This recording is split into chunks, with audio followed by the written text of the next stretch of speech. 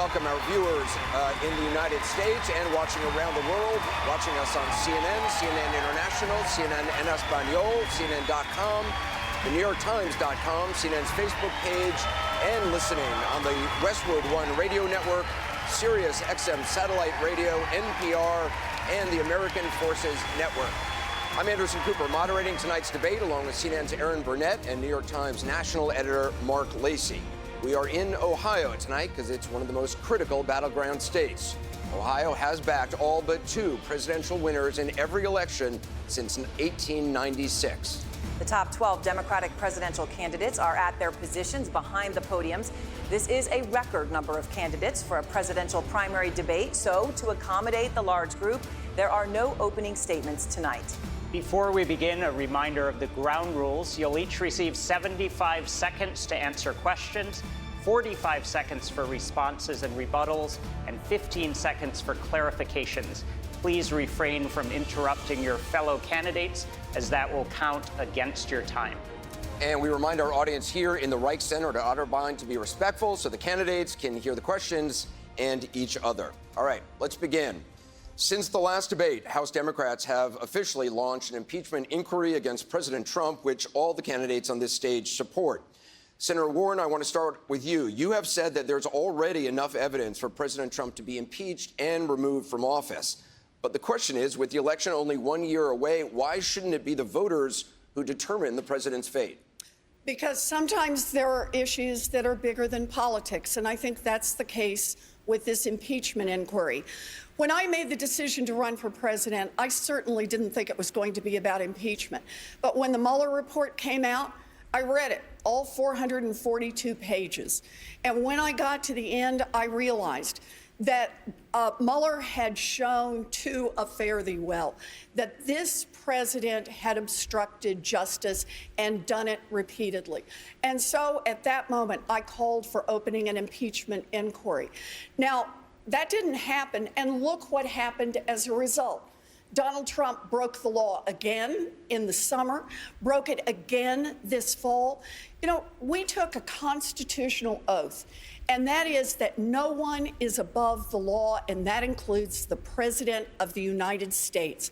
Impeachment is the way that we establish that this man will not be permitted to break the law over and over without consequences. This is about Donald Trump, but understand, it's about the next president and the next president and the next president and the future of this country. The impeachment must go forward. Thank you, Senator Warren. You're all going to get in on this, by the way. Senator Sanders, do Democrats have any choice but to impeach President Trump? Please respond. No, they don't. In my judgment, Trump is the most corrupt president in the history of this country. It's not just that he obstructed justice with the Mueller report. I think that the House will find him worthy of impeachment because of the emoluments clause. This is a president who is enriching himself while using the Oval Office to do that, and that is outrageous. And I think in terms of the recent Ukrainian incident, the idea that we have a president of the United States who is prepared to hold back national security money to one of our allies in order to get dirt on a presidential candidate is beyond comprehension. So I look forward, by the way, not only to a speedy and expeditious impeachment process, but Mitch McConnell has got to do the right thing and allow a free and fair trial in the Senate.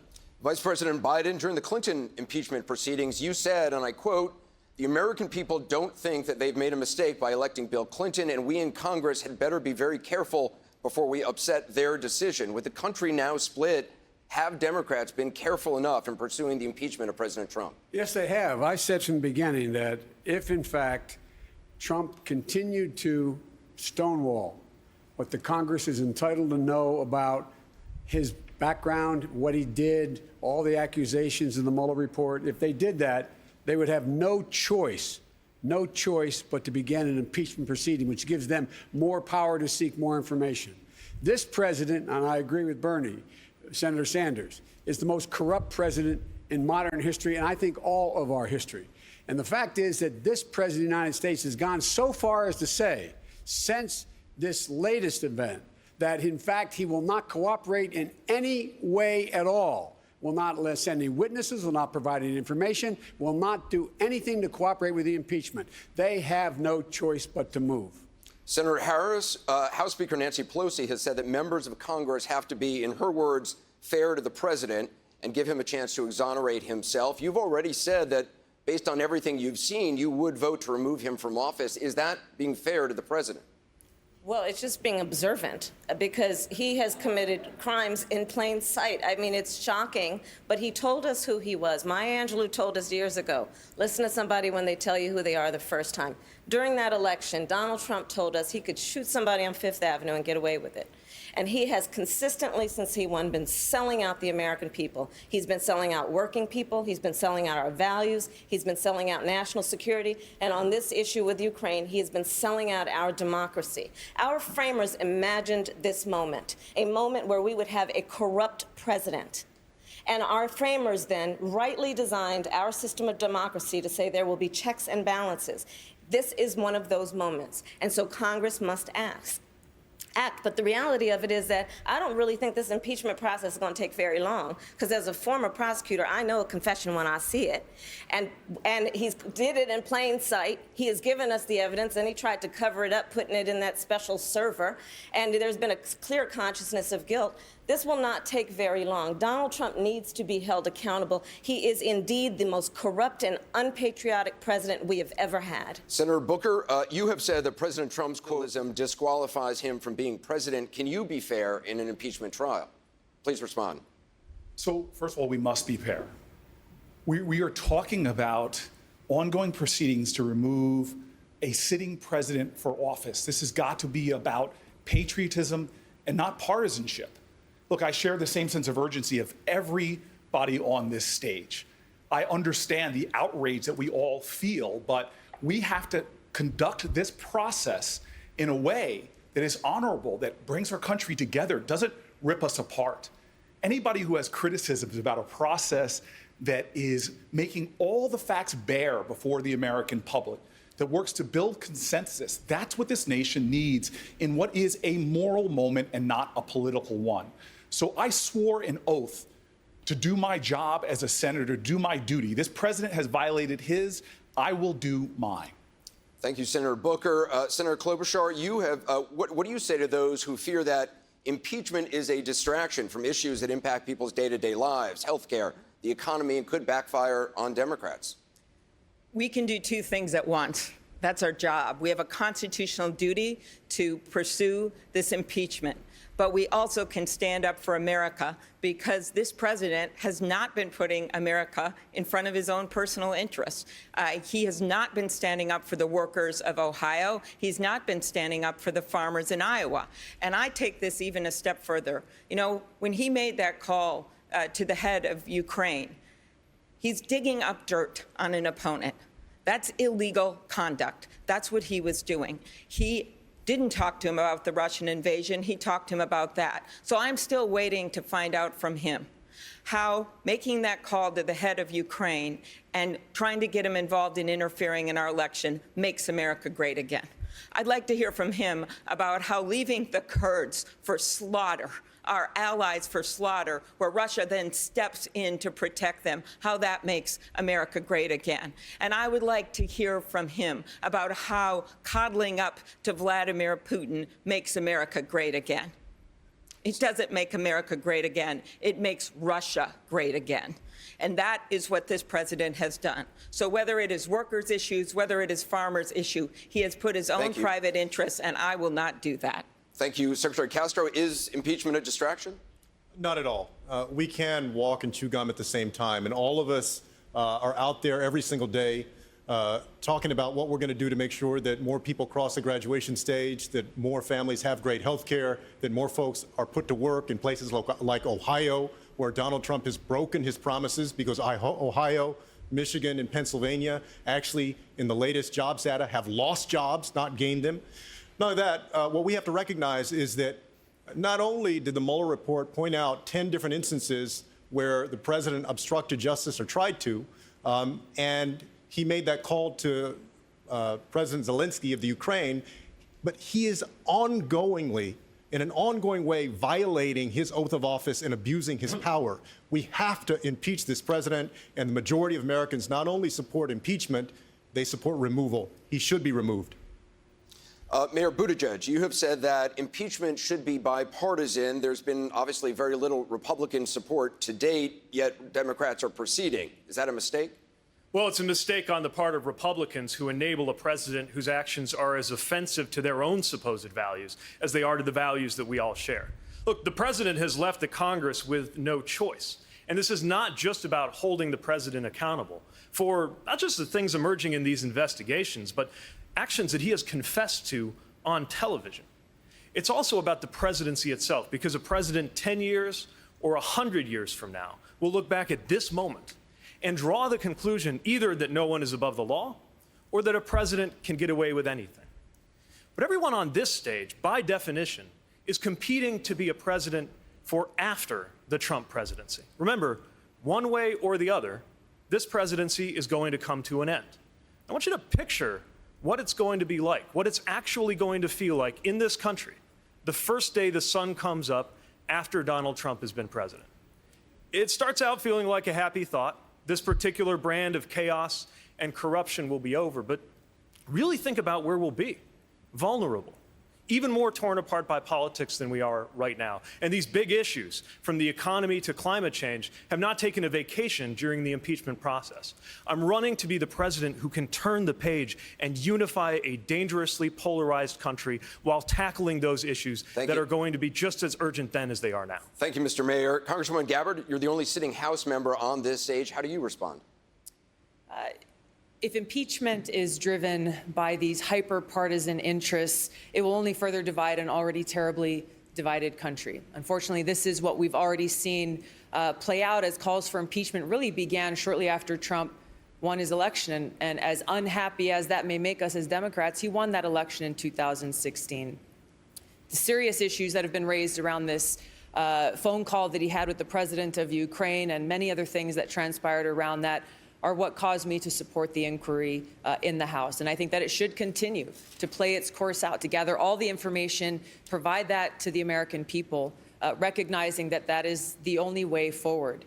If the House votes to impeach, the Senate does not vote to remove Donald Trump, he walks out and he feels exonerated, further deepening the divides in this country that we cannot afford. Thank you, Congresswoman. Mr. Steyer, you've been calling for impeachment for 2 years. Does there need to be bipartisan support? Well, Anderson, this is my first time on this stage, so I just want to start by reminding everybody that every candidate here is more decent, more coherent, and more patriotic than the criminal in the White House. But I also want to point out that Anderson's right. 2 years ago, I started the Need to Impeach movement because I knew there was something desperately wrong at 1600 Pennsylvania Avenue, that we did have the most corrupt president in the country, and that only the voice and the will of the American people would drag Washington to see it as a matter of right and wrong, not of political expediency. So in fact, impeaching and removing this president is something that the American people are demanding. They're the voice that counts, and that's who I went to, the American people. Mr. Yang, do you think there's already enough evidence out there to impeach the president? Please respond. I support impeachment, but we shouldn't have any illusions that impeaching Donald Trump will, one, be successful, or two, erase the problems that got him elected in 2016. We're standing in the great state of Ohio, the ultimate purple state, the ultimate bellwether state. Why did Donald Trump win your state by 8 points? Because we got rid of 300,000 manufacturing jobs in your towns, and we're not stopping there. How many of you have noticed stores closing where you work and live here in Ohio? Raise your hands.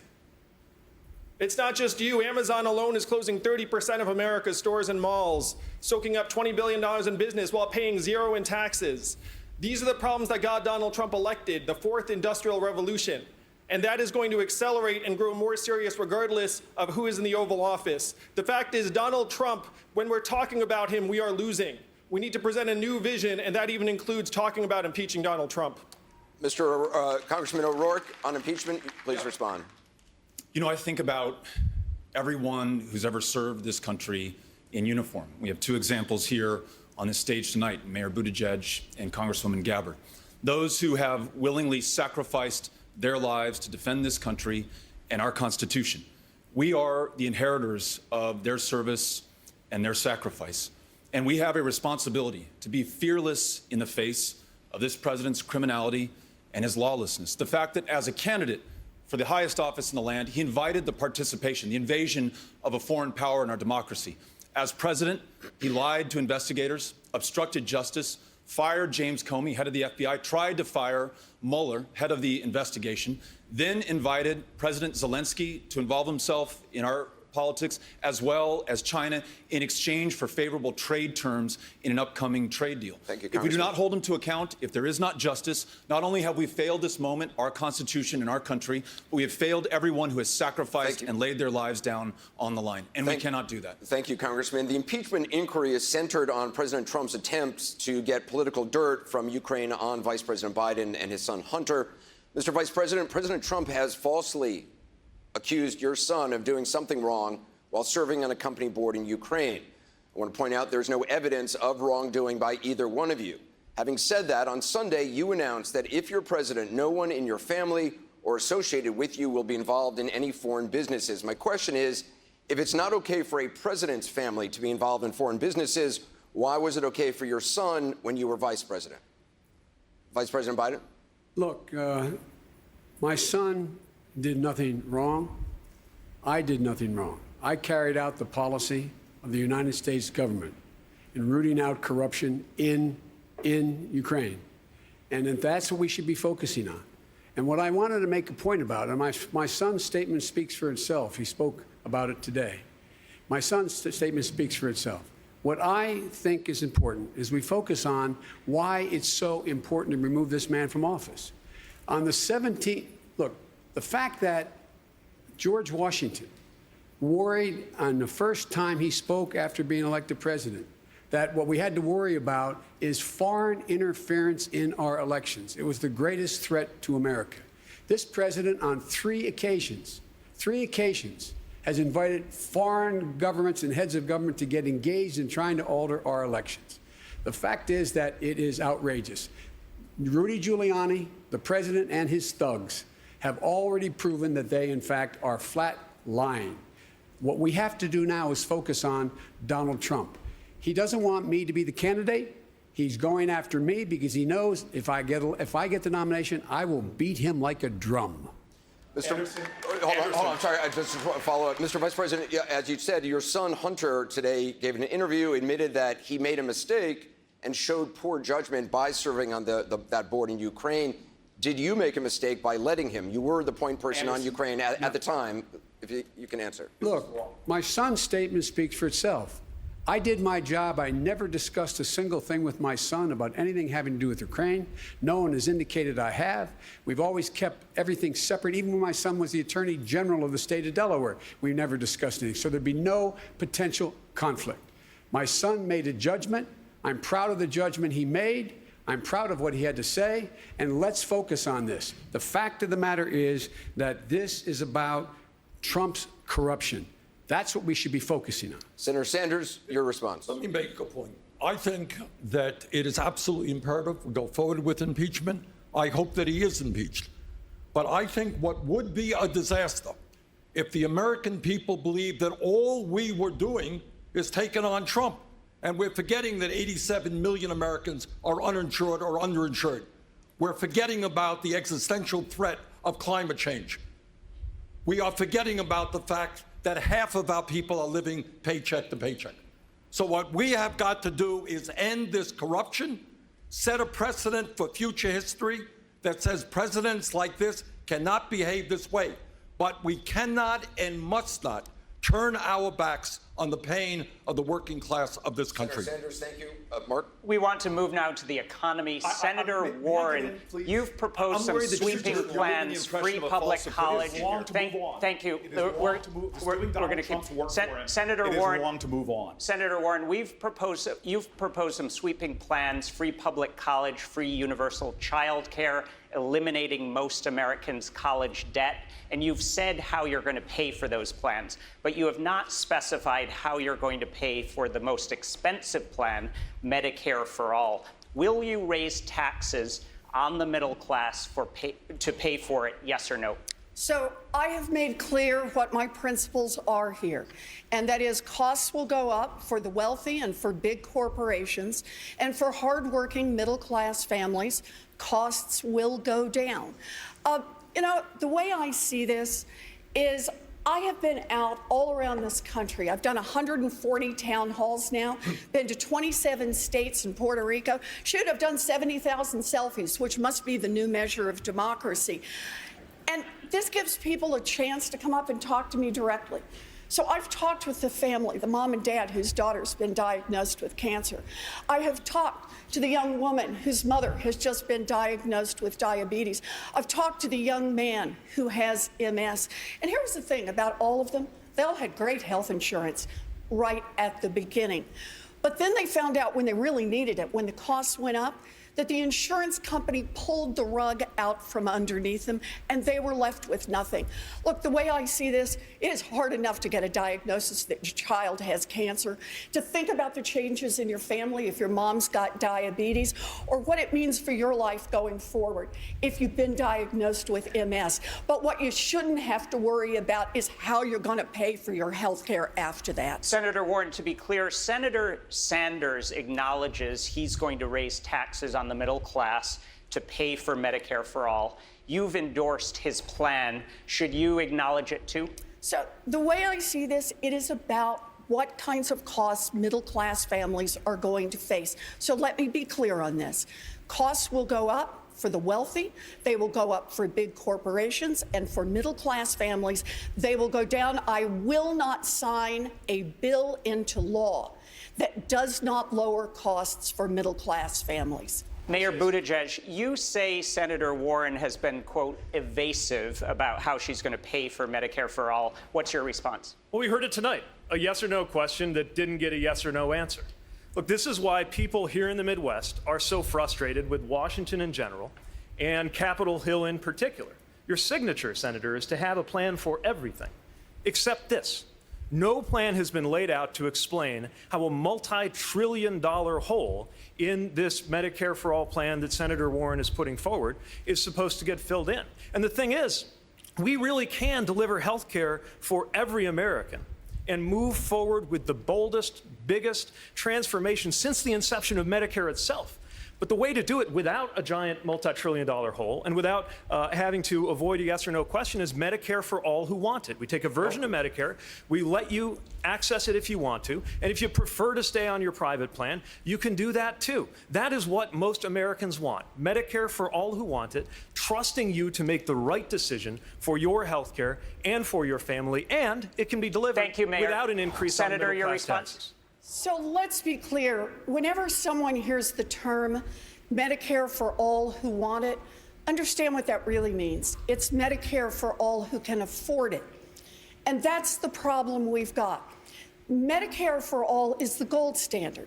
It is the way we get health care coverage for every single American, including the family whose child's been diagnosed with cancer, including the person who's just gotten an MS diagnosis. That's how we make sure that everyone gets health care. We can pay for this. I've laid out the basic principles. Costs are going to go up for the wealthy. They're going to go up for big corporations. They will not go up for middle-class families, and I will not sign a bill into law that raises their costs, because costs are what people care about. I've been studying this, you know, for the biggest part of my life. Senator. Why people go Can the bankrupt. mayor respond? Sure. I don't think the American people are wrong when they say that what they want is a choice. And the choice of Medicare for all who want it, which is affordable for everyone because we make sure that the subsidies are in place, allows you to get that health care. It's just better than Medicare for all, whether you want it or not. And I don't understand why you believe the only way to deliver affordable coverage to everybody is to obliterate private plans, kicking 150 million Americans off of their insurance in 4 short years when we could achieve that same big, bold goal. And once again, we got to be president. We're competing to be president for the day after Trump. Our country will be horrifyingly polarized, even more than now. After everything we've been through, after everything we are about to go through, this country will be even more divided. Why unnecessarily divide this country over health care when there's a better way to deliver coverage for all? Senator Sanders. Well, as somebody who wrote the damn bill, as I said, let's be clear. Under the Medicare for All bill that I wrote, premiums are gone. Co-payments are gone. Deductibles are gone. All out-of-pocket expenses are gone. We're going to do better than the Canadians do, and that is what they have managed to do. At the end of the day, the overwhelming majority of people will save money on their health care bills. But I do think it is appropriate to acknowledge that taxes will go up. They're going to go up significantly for the wealthy. And for virtually everybody, the tax increase they pay will be substantially less than what they were paying for premiums and out-of-pocket expenses. Well, Senator Warren, will you acknowledge what the senator just said about taxes going up? So my view on this and what I have committed to is costs will go down for hardworking middle-class families. I will not embrace a plan like Medicare for All who can afford it that will leave behind millions of people who cannot. And I will not embrace a plan that says people have great insurance right up until you get the diagnosis and the insurance company says, sorry, we're not covering your expensive cancer treatments. We're not covering your expensive treatments for MS. We're not covering what you need. At least Bernie's being honest here and saying how he's going to pay for this and that taxes are going to go up. And I'm sorry, Elizabeth, but you have not said that. And I think we owe it to the American people to tell them where we're going to send the invoice. I believe the best and boldest idea here is to not trash Obamacare, but to do exactly what Barack Obama wanted to do from the beginning, and that's have a public option that would bring down the cost of the premium and expand the number of people covered and take on the pharmaceutical companies. That is what we should be doing instead of kicking 149 million people off their insurance in 4 years. And I'm tired of hearing, whenever I say these things, oh, it's Republican talking points. You are making Republican talking points right now in this room by coming out for a plan that's going to do that. I think there is a better way that is bold that will cover more people, and it's the one we should get behind. Senator Warren. You know, I didn't spend most of my time in Washington. I spent most of my time studying one basic question, and that is why hardworking people go broke. And one of the principal reasons for that is the cost of health care. And back when I was studying it, 2 out of every 3 families that ended up in bankruptcy after a serious medical problem had health insurance. The problem we've got right now is the overall cost of health care. And look, you can try to spin this any way you want. I've spent my entire life on working on how America's middle class has been hollowed out and how we fight back. I've put out nearly 50 plans on how we can fight back and how we can rebuild an America that works. And a part of that is we have got to stop Americans from going bankrupt over health care Senator Klobuchar, do you want to respond? Yes, I do. And I appreciate Elizabeth's work. But again, the difference between a plan and a pipe dream is something that you can actually get done.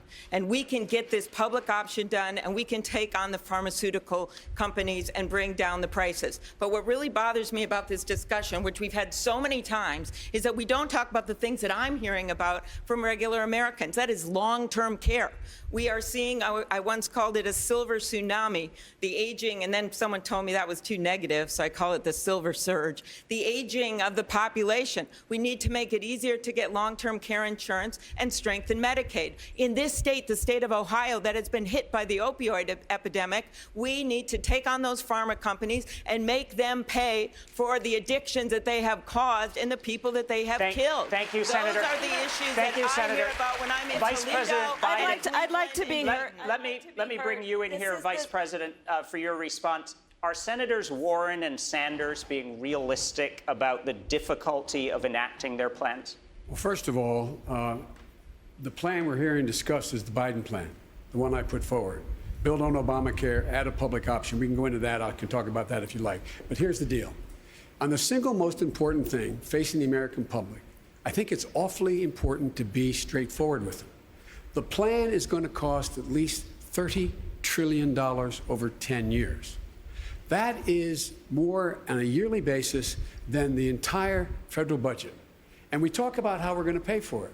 The study recently came out showing that, in fact, it will reduce cost But for people making between $50,000 and $75,000 a year, their taxes are going to go up about $5,000 because the fact is they'll pay more in new taxes, 7.4%.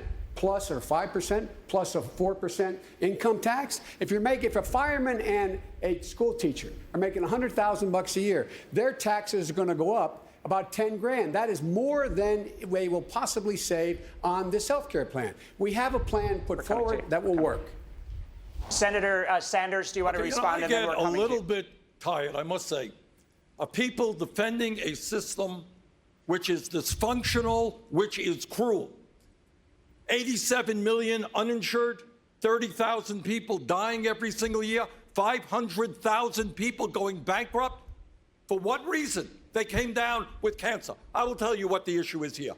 The issue is whether the Democratic Party has the guts to stand up to the healthcare industry, which made $100 billion in profit, whether we have the guts to stand up to the corrupt, price-fixing pharmaceutical industry, which is charging us the highest prices in the world for prescription drugs. And if we don't have the guts to do that, if all we can do is take their money, we should be ashamed about Thank you, Senator. Senator Harris, your response? This is the 6th debate we have had in this presidential cycle, and not nearly one word with all of these discussions about health care on women's access to reproductive health care, which is under full-on attack in America today. And it's outrageous. There are states that have passed laws that will virtually prevent women from having access to reproductive health care. And it is not an exaggeration to say women will die.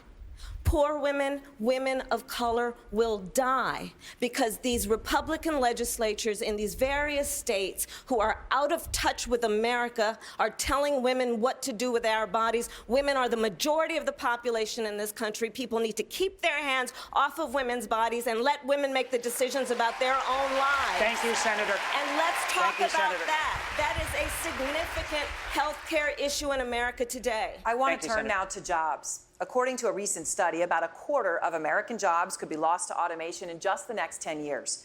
Ohio is one of the states likely to be hardest hit. Senator Sanders, you say your federal jobs guarantee is part of the answer to the threat from automation. But tens of millions of Americans could end up losing their jobs. Are you promising that you will have a job for every single one of those Americans? Damn right we will. And I'll tell you why. If you look at what goes on in America today, we have an infrastructure which is collapsing. We could put 15 million people to work rebuilding our roads, our bridges, our water systems, our wastewater plants, airports, etc. Furthermore, and I hope we will discuss it at length tonight, this planet faces the greatest threat in its history from climate change. And the Green New Deal that I have advocated will create up to 20 million jobs as we move away from fossil fuel to energy efficiency and sustainable energy. We need workers to do childcare. We need workers, great teachers, to come in to school systems which don't have the teachers that we need right now. We need more doctors. We need more dentists. We need more carpenters. We need more sheet metal workers. And when we talk about making public colleges and universities tuition-free and canceling student debt, we're going to give those people the opportunity to get those good jobs. Senator Sanders, thank you. Mr. Yang, your main solution to job loss from automation is a universal basic income. Why is giving people $1,000 a month better than Sanders' plan to guaranteeing them a job? I am for the spirit of a federal jobs guarantee, but you have to look at how it would actually materialize in practice. What are the jobs? Who manages you? What if you don't like your job? What if you're not good at your job? The fact is, most Americans do not want to work for the federal government. And saying that that is the vision of the economy of the 21st century, to me, is not a vision that most Americans would embrace. Also, Senator Sanders' description of a federal jobs guarantee does not take into account the work of people like my wife, who's at home with our 2 boys, one of whom is autistic. We have a freedom dividend of $1,000 a month. It actually recognizes the work that is happening in our families and our communities. It helps all Americans transition. Because the fact is, and you know this in Ohio, if you rely upon the federal government to target its resources, you wind up with failed retraining programs and jobs that no one wants. When we put the money into our hands, we can build a trickle-up economy. From our people, our families, and our communities up, it will enable us to do the kind of work that we want to do. This is the sort of positive vision in response to the fourth industrial revolution that we have to embrace as a party. Senator Booker, a federal jobs guarantee or $1,000 a month. Are those the best solutions there? Please respond. Well, first of all, I'm happy to get in finally. And I just want to say, as a great New Jerseyan Yogi Berra said, I am having deja vu all over again. I'm having deja vu all over again, first of all, because I saw this play in 2016's election. We are literally using Donald Trump's lies, and the second issue we cover on this stage is elevating a lie and attacking a statesman. That was so offensive. He should not have to defend ourselves, and the only person sitting at home that was enjoying that was Donald Trump, seeing that we're distracting from his malfeasance and selling out of his office. And I'm having deja vu all over again. And I'm having deja vu all over again because we have another healthcare debate, and we're not talking about the clear and existential threat in America that we're in a state that has had 2 Planned Parenthoods close. We are seeing all over this country women's reproductive rights under attack, and God bless Kamala, but you know what? Women should not be the only ones taking up this cause and this fight. And then it is not just because women are our daughters and our friends and our wives. It's because women are people, and people deserve to control their own body. Senator, thank you. We are going to get to that issue later on tonight. Senator Warren, you wrote that blaming job loss on automation is, quote, a good story, except it's not really true. So should workers here in Ohio not be worried about losing their jobs to automation? So the data show that we've had a lot of problems with losing jobs, but the principal reason has been bad trade policy.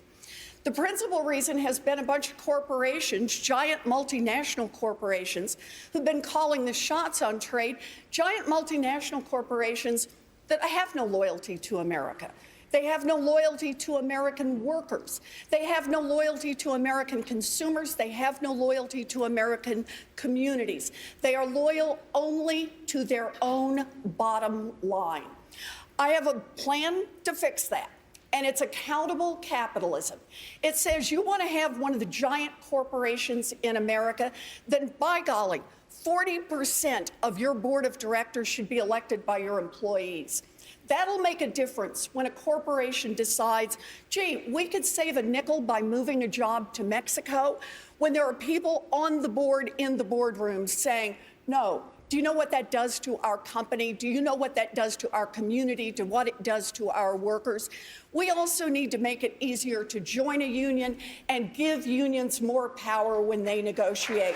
We need to restructure strength in this economy, and that's where it starts. Thank you, Senator. Secretary Castro, what's your response to Senator Warren's claim that automation is a good story, except it's not really true? Well, I think what folks have said is that is only part of the issue, right? I believe that we need to address communities that are being impacted by automation. I'm even willing to pilot something like UBI and to see how that would work. But I think we need to focus on making sure that we spark job opportunity for people across this country. As I mentioned earlier, here in Ohio, in the latest job data, Ohio is losing jobs under Donald Trump. He has broken his promises to Ohio and the industrial Midwest. I would invest in infrastructure to put people back to work. I would invest in a Green New Deal to unleash millions of new jobs in a clean energy economy. I was in Newton, Iowa a few weeks ago, and I visited a place called TPI. Newton, Iowa had a Maytag washing machine manufacturing facility, and then it closed down. TPI manufactures wind turbines. They're putting hundreds of people to work at decent paying jobs and creating a better future for those families. On top of that, let me just say this, we need to support working families. We need to invest in things like universal child care so that people can afford child care instead of having to pay 20% of their income for it. Senator Warren, I've been talking to Americans around the country about automation, and they're smart. They see what's happening around them. Their Main Street stores are closing. They see a self-serve kiosk in every McDonald's, every grocery store, every CVS. Driving a truck is the most common job in 29 states, including this one. 3.5 million truck drivers in this country, and my friends in California are piloting self-driving trucks. What is that going to mean for the 3.5 million truckers or the 7 million Americans who work in truck stops, motels, and diners that rely upon the truckers getting out and having a meal? Saying this is a rules problem is ignoring the reality that Americans see around us every single day. Senator Warren, respond, please. So I understand that what we're all looking for is how we strengthen America's middle class. And actually, I think the thing closest to the universal basic income is Social Security. It's one of the reasons that I put forward a plan to extend the solvency of Social Security by decades and add $200 to the payment of every person who receives Social Security right now and every person who receives disability insurance right now. That $200 a month will lift nearly 5 million families out of poverty, and it will sure loosen up the budget for a whole lot more. It also has a provision for your wife, for those who stay home to do caregiving for children or for seniors, and creates an opportunity for them to get credit on their Social Security. So after a lifetime of hard work, people are entitled to retire with dignity. Thank you, Senator Warren. I see this as an important question about I want to understand the data on this. Senator, and thank you very I want to make much. sure we're responding to make this work. Your time is up. I want to give Congresswoman Gabbard a chance to respond. Thank you. You know, really what this is about is getting to the heart of the fear that is well-founded. As people look to this automation revolution, they look to uncertainty. They don't know how this is going to affect their jobs and their everyday lives. And I agree with my friend Andrew Yang. I think universal basic income is a good idea to help provide that security so that people can have the freedom to make the kinds of choices that they want to see.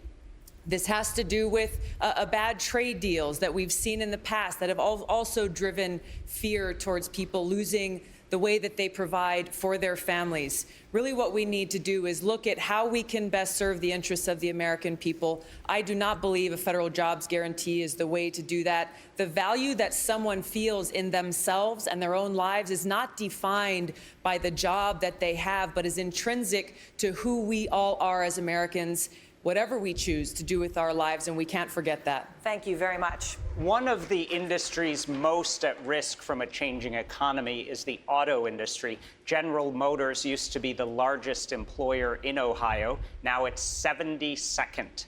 Today, thousands of GM workers here in Ohio and across the country are on strike. All of you on the stage have voiced support for these workers. Senator Booker, one of the latest impasses in negotiations involves bringing jobs back from Mexico. As president, how would you convince GM to return production to the United States? Well, first of all, the one point I wanted to make about the UBI conversation, and I hope that my friend Andrew Yang will come out for this, doing more for workers than UBI would actually be just raising the minimum wage to $15 an hour. It would put more money in people's pockets than giving them $1,000 a month. We have to start putting the dignity back in work. And number one, you start having trade deals. Not like this thing that the president is trying to push through Congress right now that gives pharmaceutical companies and other corporations benefits and doesn't put workers at the center of every trade deal. We must make sure we are not giving corporate tax incentives for people to move jobs out of our country, but start to put the worker at the center of that and make sure that they have the resources to succeed. But it's more than that. I stood with these workers because we're seeing this trend all over our country. I stood with unions because right now unions in America are under attack. As union membership has gone down, we have seen a stratification of wealth and income in this country.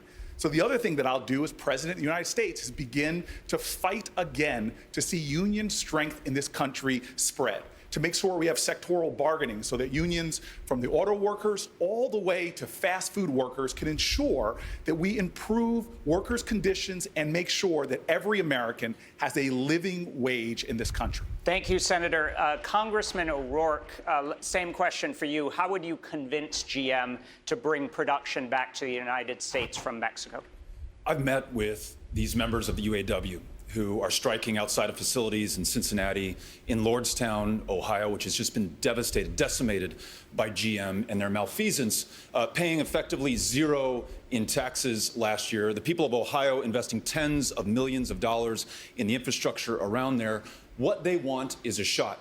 And they want fairness in how we treat workers in this country, which they are not receiving today. Part of the way to do that is through our trade deals, making sure that if we trade with Mexico, Mexican workers are allowed to join unions, which they are effectively unable to do today. Not only is that bad for the Mexican worker, it puts the American worker at a competitive disadvantage. If we complement that with investment in world-class pre-K through 12 public education, get behind our world-class public school educators, if we make sure that cost is not an object to be able to attend college, and if we elevate the role of unions in this country and create more than 5 million apprenticeships over the next 8 years, we will make sure that every single American has a shot. They don't want a handout. They don't want a job guarantee. They just want a shot. And as president, I will give them that shot. Thank you, Congressman. Income inequality is growing in the United States at an alarming rate. The top 1% now own more of this nation's wealth than the bottom 90% combined. Senator Sanders, when you introduced your wealth tax, which would tax the assets of the wealthiest Americans, you said, quoting you, Senator, billionaires should not exist. Is the goal of your plan to tax billionaires out of existence? When you have 500,000 Americans sleeping out on the street today, when you have 87 million people uninsured or underinsured, when you got hundreds of thousands of kids who cannot afford to go to college, and millions struggling with the oppressive burden of student debt. And then you also have 3 people owning more wealth than the bottom half of American society. That is a moral and economic outrage. And the truth is, we cannot afford to continue this level of income and wealth inequality, and we cannot afford a billionaire class whose greed and corruption has been at war with the working families of this country for 45 years. So if you're asking me, do I think we should demand that the wealthy start paying, the wealthiest, top 0.1%, start paying their fair share of taxes so we can create a nation and a government that works for all of us? Yes, that's exactly what I believe. Thank you, Senator. Mr. Steyer, you are the lone billionaire on this stage. What's your plan for closing the income gap? Well, first of all, let me say this. Senator Sanders is right. There have been 40 years where corporations have bought this government, and those 40 years have meant a 40-year attack on the rights of working people and specifically on organized labor. And the results are as shameful as Senator Sanders says, both in terms of assets and in terms of income. It's absolutely wrong. It's absolutely undemocratic and unfair. I was one of the first people on this stage to propose a wealth tax. I would undo every Republican tax cut for rich people and major corporations. But there's something else going on here that is absolutely shameful, and that's the way the money gets split up in terms of earnings. As a result of taking away the rights of working people in organized labor, people haven't had a raise. 90% of Americans have not had a raise for 40 years. If you took the minimum wage from 1980 and just adjusted it for inflation, you get $11. It's $7.25. If you included the productivity gains of American workers, it'd be over $20. There's something wrong here, and that is that the corporations have bought our government. Our government has failed. That's why I'm running for president, because we're not going to get any of the policies that everybody on this stage wants. Health care, education, Green New Deal, or a living wage, unless we break the power of these corporations. Thank you, Mr. Steyer. Vice President Biden, you have warned against demonizing rich people. Do you believe that Senator Sanders and Senator Warren's wealth tax plans do that? No, look, demonizing wealth people, what I talked about is how you get things done. And the way to get things done is take a look at the tax code right now. The idea, we have to start rewarding work, not just wealth. I would eliminate the capital gains tax. I would raise the capital gains tax to the highest rate of 39.5%. I would double it. Because guess what? Why in God's name should someone who's clipping coupons in the stock market pay a lower tax rate than someone who, in fact, is, like I said, a school teacher and a firefighter? It's ridiculous, and they pay a lower tax. Secondly, the idea that we, in fact, engage in this notion that there's $1 trillion $640 billion in tax loopholes. You can't justify a minimum $600 billion of that. We could eliminate it all. I could go into detail had I the time. Secondly, thirdly, what we need to do is we need to go out and make it clear to the American people that we are going to raise taxes on the wealthy. We're going to reduce tax burdens on those who are not. And this is one of the reasons why these debates are kind of crazy, because everybody tries to squeeze everything into every answer that is given. The fact is, everybody's right about the fact that the fourth industrial revolution is costing jobs. It is. The fact is also corporate greed. If they're going back and not investing in their employees, they're reinvesting and buying back their stock. Thank you, Mr. Vice President. Thank you, Mr. Vice President. Senator Warren, your response. So I think this is about our values as a country. Show me your budget, show me your tax plans, and we'll know what your values are. And right now in America, the top 0.1% have so much wealth. Understand this, that if we put a 2-cent tax on their 50 millionth and first dollar, and on every dollar after that, we would have enough money to provide universal child care for every baby in this country aged 0 to 5, universal pre-K for every child, raise the wages of every child care worker and preschool teacher in America, provide for universal tuition-free college, put $50 billion into historically black colleges and universities. Thank you, Senator Warren. No, let me finish, please. And cancel student loan debt for 95% of the people who have it. My question is not why do Bernie and I support a wealth tax? It's does everyone else on this stage think it is more important to protect billionaires than it is to invest in an entire generation of Americans? Thank you, Senator Warren. No one is supporting billionaires. Mayor Buttigieg, your response. I'm all for a wealth tax. I'm all for just about everything that was just mentioned in these answers. Let me tell you, though, how this looks from the industrial Midwest where I live. Washington politicians, congressmen and senators, saying all the right things, offering the most elegant policy prescriptions, and nothing changes.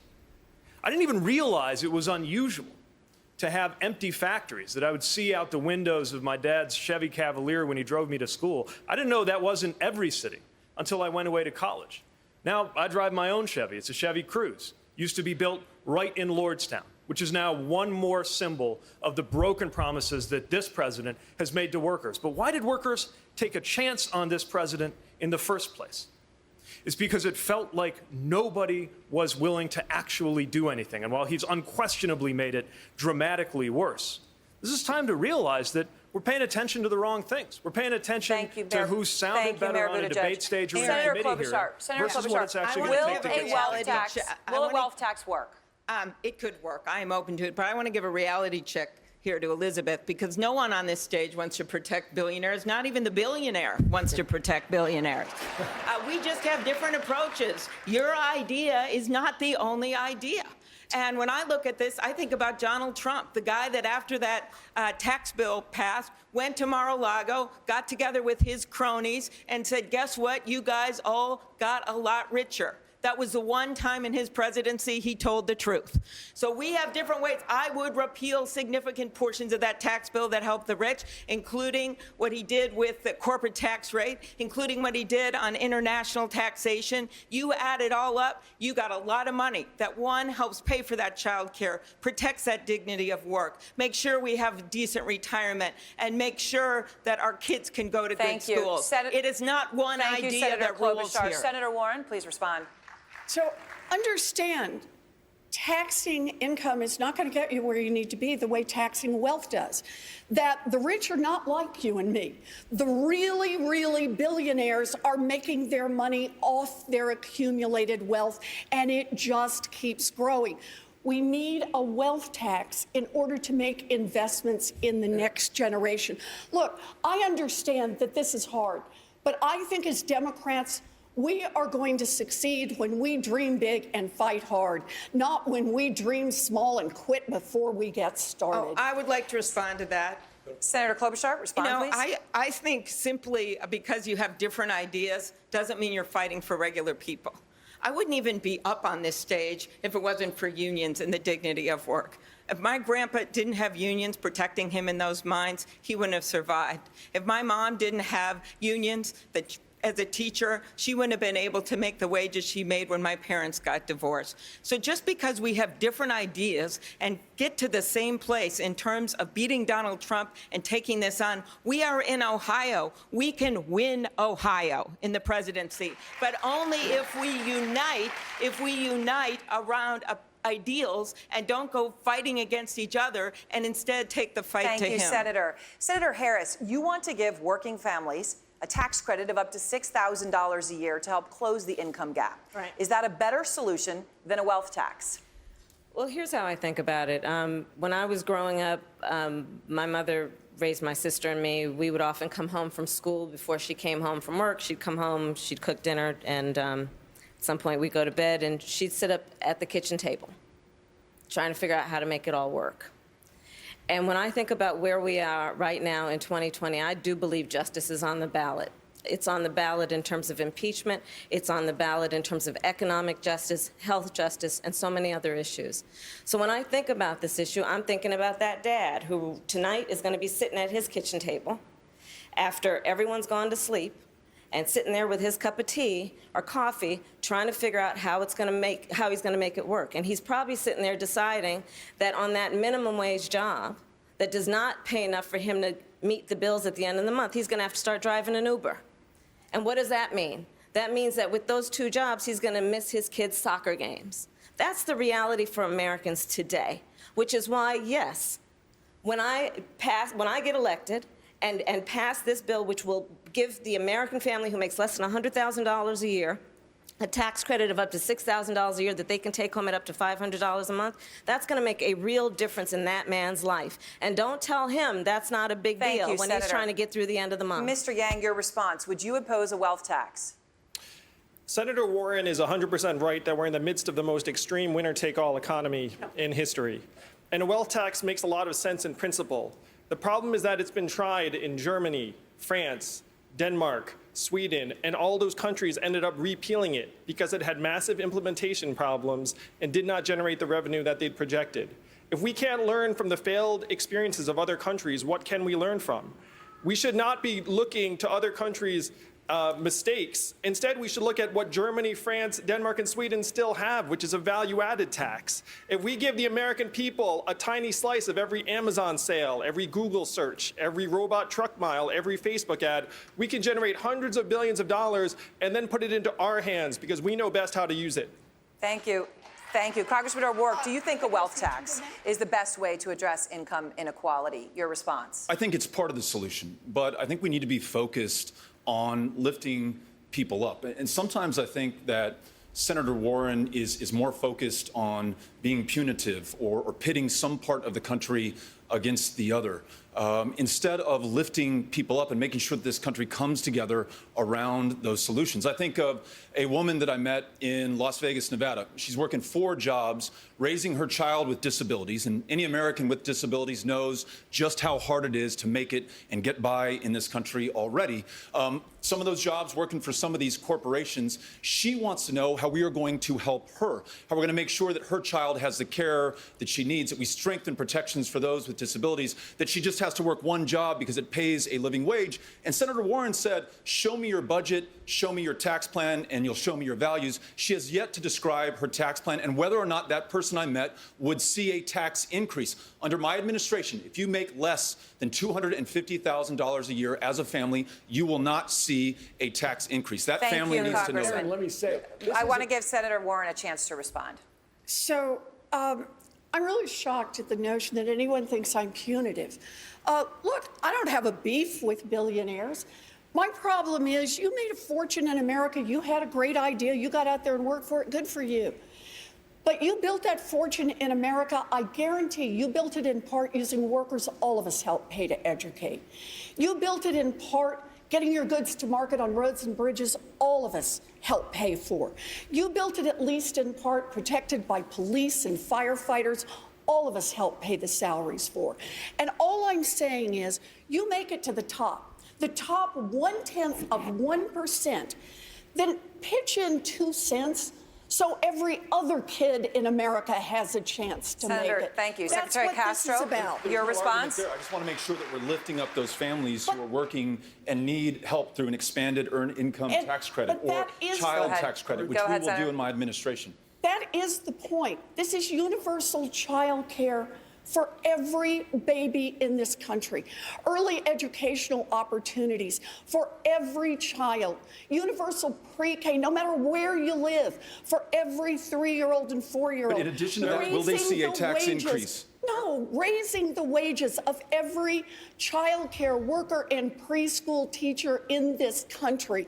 This is about universal college, about investment in our HBCUs, about making sure that we get rid of the student loan debt burden. Thank you, Senator. Thank you, Senator. Secretary Castro, I want to get Secretary Castro in here, please. Congressman, Thanks go a ahead, lot, Secretary. Aaron. And you see that everybody has their own plans. And let me just say that the way that I view this is born out of my own experience. I grew up, like I bet a lot of folks in this room grew up, and folks that are watching on TV. I grew up with my twin brother, Joaquin, in a single-parent household where my mom was working hard to support us and also her mom, my grandmother. And we knew what it was like to wonder whether we were going to be able to pay the rent at the first of the month, or sometimes have the electricity turned off. And when I was a kid, to look at the grocery list that seemed to get shorter and shorter. And that's what's happening to a lot of families these days. I was in Las Vegas a few months ago, and I visited people who are homeless, who are living in storm drainage tunnels under the Las Vegas Strip, in the shadow of hotels and casinos that are worth hundreds of millions of dollars, where people from around the world are spending so much money on vacations. We can do better than that. I believe that a wealth inequality tax, as I've proposed, is part of the answer, but also I've proposed an inheritance tax, raising the top marginal tax rate, and investing in things like universal child care Senator and Booker, affordable please housing. respond. Well, first of all, I just want to respond by, we've got one shot to make Donald Trump a one-term president. And how we talk about each other in this debate actually really matters. I've had the privilege of working with or being friends with everybody on this stage, and tearing each other down because we have a different plan, to me, is unacceptable. I have seen this script before. It didn't work in 2016, and it will be disaster for us in 2020. And so I have a different plan than Elizabeth Warren. I have a different plan than many people on this stage. And it involves, again, fair taxes for the richest. We have a lot of work to do there, but we've had 20 years of presidential debates, and we have never talked about the violence in America of child poverty. We have got to begin to talk more eloquently and more persuasively and urgently about doing the things, not just to make sure fair taxes are paid by people on the top, but that we deal with the moral obscenity of having the highest levels of child poverty in the industrial world. My plan will focus on that, and these are some of the issues we should be talking about, not defining ourselves just by what we're against, but we need to win this election by talking about who and what we are for. Thank you, Senator Booker. We've got to take a quick break. We've got to take a quick break right now. The CNN New York Times debate live from Otterbein University in Ohio. Will be right back after this.